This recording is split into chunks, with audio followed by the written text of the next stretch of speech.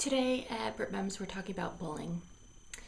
Not everybody's favorite topic. I know it's one of my least favorite, and it's actually very difficult to talk about it. And I think my experience has been with the girl, the girl brand of bullying, which is its own particular brand of slow burn, trickle trickle in the playground. You can't play with us. I'm your friend today. You can't stand there, you can't stand here in the line. It's particularly, well, I've noticed in mixed classes when they mix the older girls with the younger girls. But this constant trickle and kind of beating on your daughter's self-esteem, I think is quite detrimental. We had a problem. I have three girls, and they've all been in some way, I think, exposed to this. It's so prevalent these days. And I think it depends on your own child on if they can deal with it or not. Some just shrug it off. When my daughter's just shrugs it off. I think the more sensitive kids, I think it's a little bit more of a challenge. One of my daughters came home in tears. It was the end of the school term last year.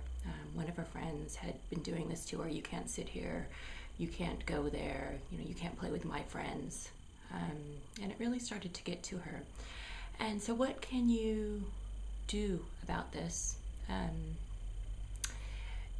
Don't talk to the parents. A lot of people say that you should, but actually don't, unless you know them super, super, super well, like they're, your sister. Even that I wouldn't even recommend.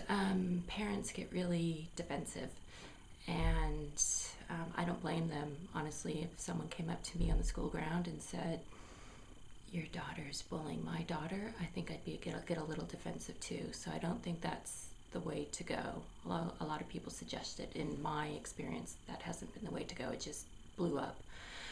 What else can you do? You could, I wrote about this on my blog, and by far the biggest recommendation, and by teachers themselves that left comments, were to actually talk to the school about it and don't let it fester. Bring it up right away.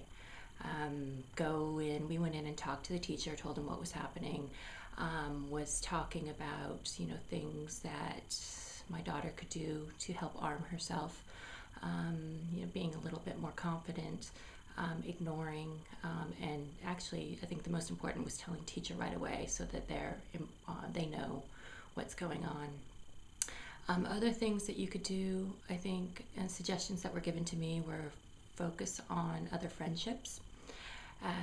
Have play dates, have sleepovers, really make an effort. I know for me, because I work, and I have three children, it's really hard. So when I do one play date, I have to organize 3 play dates, otherwise one gets mad.